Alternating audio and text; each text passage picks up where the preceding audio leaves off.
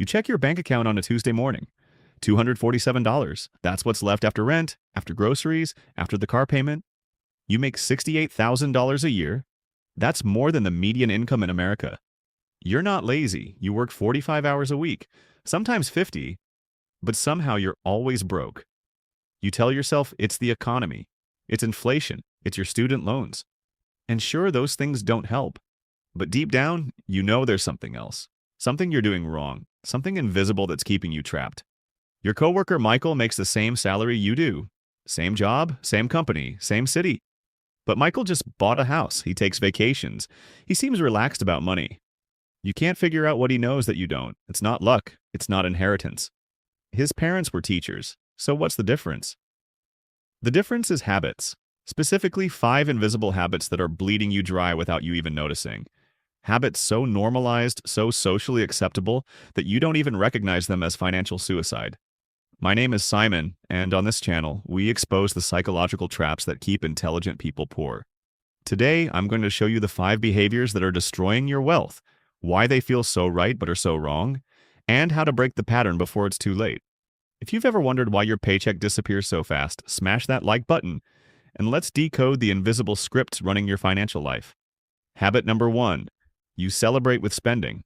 Here's the pattern. You get a promotion, you get a bonus. You finish a big project. Hell, maybe it's just Friday. And your brain says, I deserve a reward. So you go out. You buy drinks for your friends. You order the expensive entree. You buy those shoes you've been eyeing. You earned it, right? You worked hard. This is the reward, but here's what's actually happening. You're building a neural association between achievement and spending. Every time something good happens, your brain releases dopamine, and then you immediately attach that dopamine to a purchase. You've trained yourself like a lab rat. Good thing happens, buy something. Over time, you can't feel successful unless you spend money. You can't celebrate unless there's a transaction. Let me show you the math. Let's say you make $68,000 a year. After taxes, that's roughly $51,000, or about $4,250 a month. Now let's say twice a month you have a celebration. It could be a night out, a shopping trip, treating yourself because you made it through a tough week. Each celebration costs $120. That's not extravagant. That's dinner and drinks, or a new shirt and an Uber. 2 celebrations a month, that's $240. Over a year, that's $2,880. Now, here's the invisible part. If instead of spending that $2,880, you invested it in an index fund with an average 8% annual return, in 10 years, that habit would cost you $43,000. Not the $28,000 you spent. The $43,000 you could have had. You're not just spending money, you're spending compounding time. And that's the real theft. Wealthy people celebrate differently.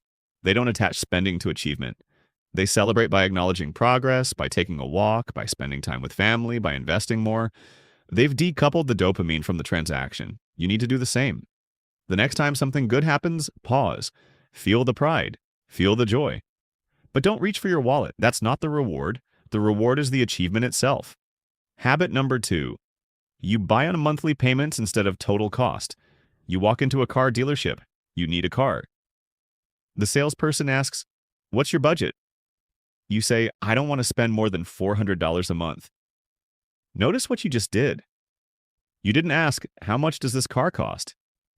You asked, "How much does this payment cost?" The salesperson smiles. They've got you. They show you a car. The total price is $32,000. But they don't talk about that. They talk about the payment. With our financing, this is only $380 a month for 84 months. Your brain does quick math. $380 is less than $400. You can afford this. You sign. But let's do the real math. $380 a month for 84 months is $31,920 in payments. But you're also paying interest. At 6% interest over 7 years, you're actually paying $38,400 for a car that was listed at $32,000. You just paid $6,400 in interest because you thought in monthly payments instead of total cost. And here's the worst part. In 7 years, that car is worth maybe $12,000. You paid $38,400 for something now worth $12,000. You destroyed $26,400 in wealth because you focused on the payment, not the price. This applies to everything: phones, furniture, laptops, gym memberships, subscriptions. Companies have learned that if they can get you to think in terms of monthly payments, they can charge you almost anything. $49 a month sounds harmless, but $49 a month for 5 years is $2,940 for a piece of software you barely use. The trap is monthly payments feel affordable. They fit into your budget, but they accumulate. You end up with 12 subscriptions, 3 payment plans, and a credit card balance, and suddenly, your $4,250 monthly income is spoken for before you even get paid. You're living paycheck to paycheck, not because you don't make enough, but because you've sold your future income to monthly payments. Rich people think in total cost. They ask, how much does this actually cost, and is it worth it? If the answer is no, they don't buy it, no matter how affordable the payment seems. Start asking the full price. Start calculating the total cost over time. You'll be horrified by what you've been agreeing to. Habit number 3. You optimize for comfort, not for wealth. You live 15 minutes from work. Your apartment is nice. It's $1,800 a month, but it's convenient. You have a car because public transportation is annoying. It costs you $600 a month between the payment, insurance, and gas, but it's comfortable. You eat out 4 times a week because cooking is exhausting after work. That's another $400 a month. You're not being reckless. You're just choosing comfort. But comfort is expensive, and expensive comfort is the enemy of wealth. Here's the reality. Every dollar you spend on comfort today is a dollar you can't invest in freedom tomorrow. Let me paint 2 pictures. Person A lives in a cheaper apartment 25 minutes from work. Rent is $1,200 instead of $1,800. That's $600 saved. Person A takes public transportation. That's another $400 saved compared to owning a car. Person A meal preps on Sundays and eats out twice a month instead of 16 times. That's another $300 saved. Total monthly savings, $1,300. Person A invests that $1,300 every month into index funds. Person B, that's you, spends that $1,300 on comfort. Fast forward 10 years. Person A has invested $156,000. With average market returns, that investment is now worth about $240,000. Person B has $0 from those choices, but had a slightly nicer apartment and less meal prep. Person A can now quit their job and live off investment income if they want. Person B is still working, still renting, still living paycheck to paycheck. The comfort you chose in your 20s and 30s cost you your 40s and 50s. That's the trade. Now, I'm not saying live in a trash can and eat ramen every day, but you need to get honest about what you're actually buying. You're not buying a nicer apartment. You're buying a delay of financial independence. You're not buying convenience. You're buying 10 more years of needing a paycheck. Wealthy people endure discomfort early so they can have freedom later. Poor people choose comfort now and endure financial stress forever. Habit number 4. You don't track where your money goes. Ask yourself this. Right now, without looking at your bank account, can you tell me exactly how much you spent last month? Can you tell me how much you spent on food, on transportation, on entertainment? If you can't, you're flying blind. And you can't fix what you can't see. Most people have no idea where their money goes. They just know it's gone. They make $4,000 a month. They pay their rent, their car, their phone bill, and then the rest just evaporates. They assume it went to groceries and gas, but they don't actually know.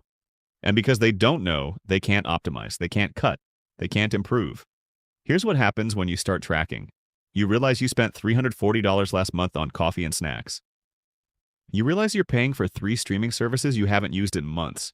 You realize you spent $180 on Uber because you were too lazy to plan ahead. These aren't big purchases. They're invisible. Death by 1,000 cuts.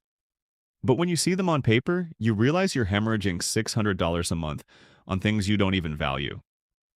That's $7,200 a year. That's a life-changing amount of money if you redirected it. Tracking doesn't mean you can't spend. It means you spend intentionally. You decide where the money goes instead of wondering where it went. Use an app. Use a spreadsheet. Use a notebook. I don't care, just track it. Every dollar for 1 month. You'll be shocked, and that shock will change your behavior faster than any motivational video ever could. Habit number 5. You surround yourself with people who are also broke. This is the most dangerous habit of all because it's invisible and it's social. Your friends are broke. Not because they are bad people, but because they make the same financial mistakes you do. And because you're all broke together, it feels normal. You go out to brunch and spend $45. Everyone else does too, so it's fine. You buy a new phone on a payment plan. Your friend just did the same thing, so it's validated. You complain about being broke and everyone nods and agrees. Yeah, life is expensive, the system is rigged. And because everyone in your circle is struggling, you never question whether the struggle is necessary. But here's the truth. You are the average of the 5 people you spend the most time with. If those 5 people are financially illiterate, guess what you're going to be? If those 5 people normalize wasteful spending, you will too. If those 5 people never talk about investing, saving, or building wealth, neither will you. Your social circle sets your financial thermostat. And right now, your thermostat is set to broke. This doesn't mean you abandon your friends, but it does mean you need to add new voices. You need to start listening to people who have money, who invest, who think long-term. Read books by people who built wealth. Listen to podcasts about financial independence. Join communities of people who are serious about money. Because when you're surrounded by people who save, invest, and build, those behaviors start to feel normal. And once they feel normal, you'll do them too. So here's the brutal truth. You're not poor because the system is rigged. You're not poor because you don't make enough. You're poor because you celebrate with spending. You think in monthly payments, you optimize for comfort, you don't track your money, and you surround yourself with people who do the same. These 5 habits are a package deal. They reinforce each other, and together they create a financial prison that most people never escape. But you can. You can break the cycle. You can stop celebrating with purchases and start celebrating with progress. You can stop thinking in payments and start thinking in total cost. You can endure discomfort now for freedom later. You can track every dollar and redirect the waste. And you can change your circle to include people who will pull you up, not keep you down. It won't be easy. It won't be fast. But in 5 years, you'll either be in the same place you are now or you'll be free. The choice is yours. If you want to know exactly how to build wealth, even on a modest salary, check out this video where I break down the step-by-step system that actually works. And if this video woke you up, hit that like button. Subscribe to Simon for more financial truth. I'll see you in the next one. Stop spending your future.